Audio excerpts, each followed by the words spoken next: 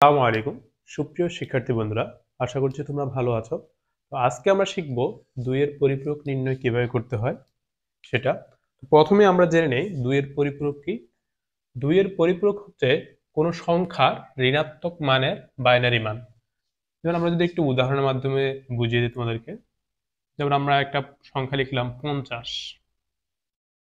তো সেটা অবশ্যই আমরা ধরে নিই দশমিক সংখ্যা বা যে কোনো সংখ্যা বললে হবে, অক্টাল বা দশমিক, আমরা দশমিক বিবেচনা করলাম।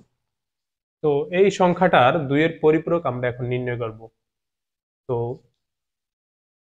প্রথমে আমাদের কি করতে হবে, এই সংখ্যাটার বাইনারি মান বের করতে হবে। তো আমরা বাইনারি টেস্ট কোডের মাধ্যমে এই সংখ্যাটার বাইনারি মান বের করার চেষ্টা করব। তো 1 2 4 8 16 তো 32 আর 16 হচ্ছে 48, 48 আর 2 50। তো বাকি এই বিটগুলো 0 দিয়ে অফ থাকবে। যখনই আমরা কোনো সংখ্যার পরিপূরক নির্ণয় করব তখন সেই সংখ্যাটির বাইনারি মানকে আমরা 8 বিটে প্রকাশ করব। তো এখানে আছে 3টা আর 3টা 6টা বিট আছে। বাকি 2টা বিটের জন্য আমরা 2টা শূন্য দিতে পারি। 0 1 0 0 1 1। তো এটা হচ্ছে 50 সংখ্যাটির বাইনারি মান। তো এখানে বিট আছে 6টা। তো আমরা পরিপূরক হিসাব করার সময় 8 বিট নির্ণয় করব। তো আমরা এর জন্য অতিরিক্ত 2টা বিট শূন্য দিলাম। এখানে শূন্য দিলে যে সংখ্যার মান বেড়ে যায় বিষয়টা এরকম না। এখানে শূন্য দিলে কি মান বাড়বে না। ওকে। তো এটা হচ্ছে আমাদের 50-এর বাইনারি মান। এটাকে আমরা কি করব, প্রথমে যে সংখ্যাটার পরিপূরক নির্ণয় করতে বলবে সেই সংখ্যাটির বাইনারি মান আমরা নির্ণয় করব।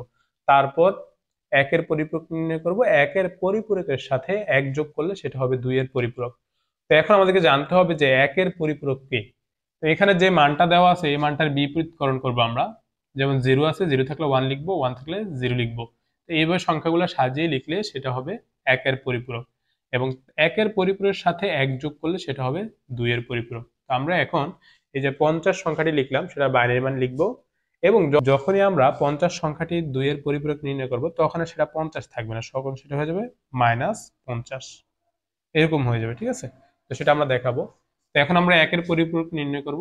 তো 0 আছে এখানে, 1 1 আছে, 0, তারপর 0 আছে, 1 1, তারপর 1 আছে, 0 আছে, 0 1 1। তো জাস্ট বিপরীতকরণ করব, যে বাইনারি মানটা থাকবে এটার বিপরীতকরণ। 0 থাকলে 1, 1 থাকলে 0 লিখলেই কি সেটা একের পরিপূরক হয়ে যাবে। তো এটাকে ইংরেজিতে বলে ওয়ান্স কমপ্লিমেন্ট বা একের পরিপূরক, ওয়ান্স কমপ্লিমেন্ট। তো এটার সাথে আমরা এক যোগ করলে সেটা 2-এর পরিপূরক হয়ে যাবে। আমরা এটার সাথে এক যোগ করবো এখন। তো আমরা জানি বাইনারি সংখ্যা একের সাথে এক যোগ করলে শূন্য হয়, যে 2 হয় আর কি। বাইনারি সংখ্যা 2 সংখ্যাটি নেই, এজন্য একের সাথে এক যোগ করলে শূন্য হবে, হাতে থাকবে 1।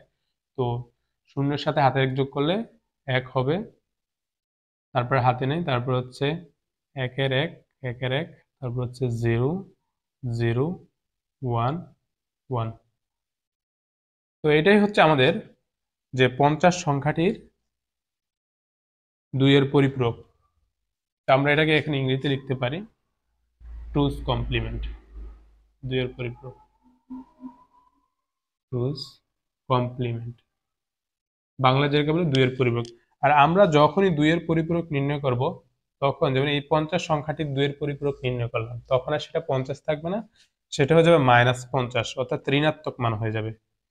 তো বাইনারি সংখ্যার, যে কোনো বাইনারি সংখ্যার ঋণাত্মক মানের বাইনারি মানকে 2-এর পরিপূরক বলে। যেমন আমরা এখানে 50 লিখলাম, এটাকে 2-এর পরিপূরক করার কারণে সেটা হচ্ছে -50। আর এটা হচ্ছে আমাদের 50-এর বাইনারি মান, আর এটা হচ্ছে 2-এর পরিপূরক 50-এর। ঠিক আছে, তো এভাবেই হচ্ছে আমরা যে কোনো সংখ্যার 2-এর পরিপূরক নির্ণয় করতে পারি।